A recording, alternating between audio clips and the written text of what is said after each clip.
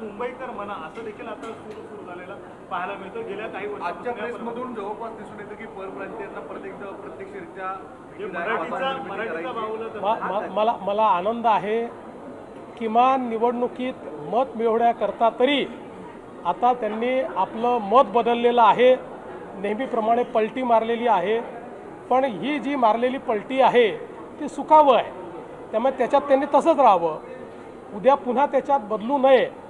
पण शेवटी जुनी पापं तर आहेत ना, ती लोकांनी बघितलेली आहेत. जुनी पापं धुता येणार नाहीत. किंवा असे मंत्री हिंदुत्ववादीकडे भूमिका घेऊन कुठेतरी ह्या सगळ्यांना पोलराईज करतायत आणि यामुळे भाजपला फायदा होईल असं देखील एकत्रित सूर त्यांनी सांगितलं. असं आहे, मुंबई आणि महाराष्ट्र हा हिंदुत्ववादीच आहे.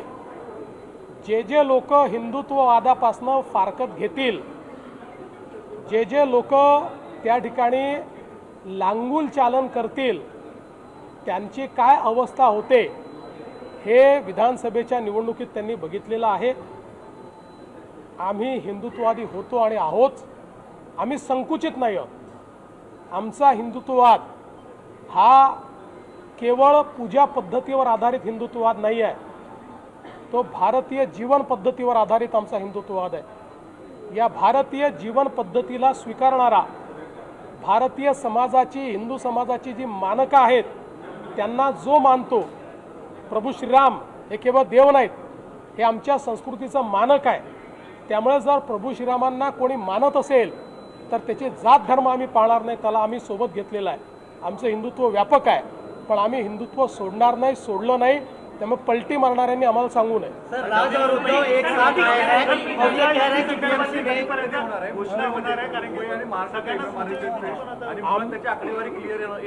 आमची युती अंतिम टप्प्यात आहे.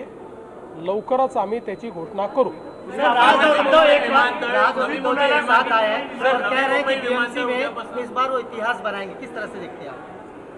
देखिए, हाइप तो ऐसे क्रिएट की जा रही है मानो रशिया और यूक्रेन ही साथ में आ गया और ज़ेलेंस्की और पुतिन बात कर रहे हैं. इस प्रकार की हाइप.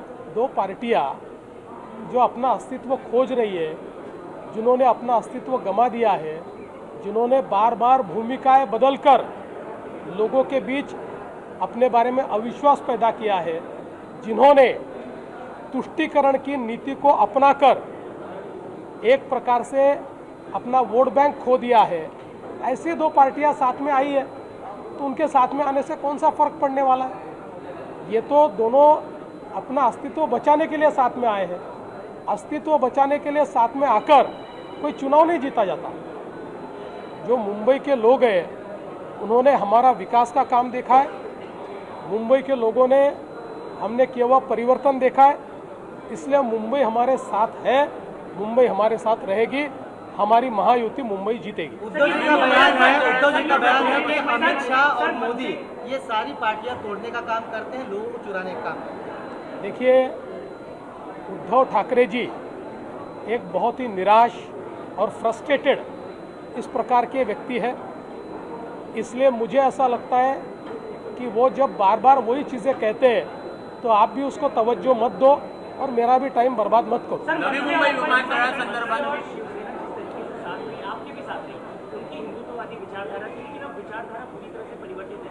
जमीते उलेमा हिंद के लोग वहाँ समर्थन कर रहे हैं, बाकी सारी चीज़ें हो रही हैं. क्या राज ठाकरे, उद्धव ठाकरे पूरी तरह से विचार बदल चुके हैं? देखिए, मुझे तो अब ये लगता है कि हिंदू हृदय सम्राट शिवसेना प्रमुख बाळासाहेब ठाकरे के बाद अब उद्धव जी के पास या राज जी के पास कोई विचार ही बचा नहीं. इनके पास कोई विचार नहीं. ये अवसरवादिता की राजनीति करते हैं. विचारों की राजनीति इन्होंने समाप्त कर दी, इन्होंने दफना दी.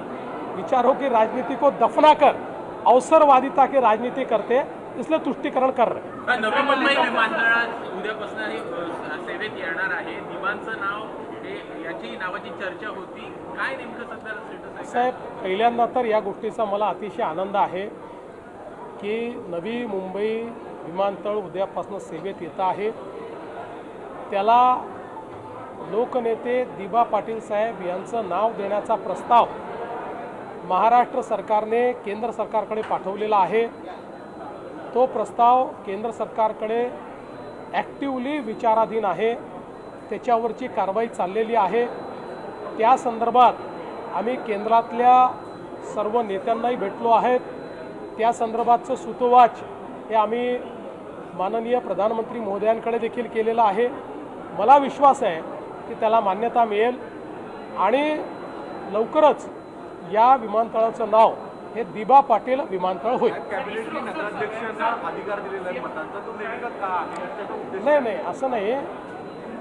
मुळामध्ये एक कायद्यामध्ये त्रुटी अशी राहिली होती, एखादा व्यक्ती हा नगराध्यक्ष म्हणून निवडून आला आणि नगरसेवक म्हणूनही निवडून आला तर त्याला एक पद सोडावं लागत होतं. त्यामुळे आज असा निर्णय करण्यात आला आहे की तो नगराध्यक्ष आणि नगरसेवक दोन्ही राहू शकतो, पण त्याला मात्र एकाच मताचा अधिकार असेल. तो दोन व्यक्ती म्हणून राहणार नाही, नगरसेवक म्हणूनच तो मतदान करू शकेल.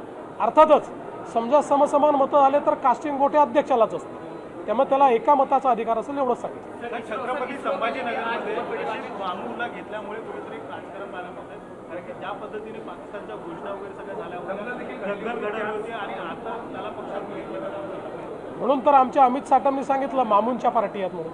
सर, इसरो के ऊपर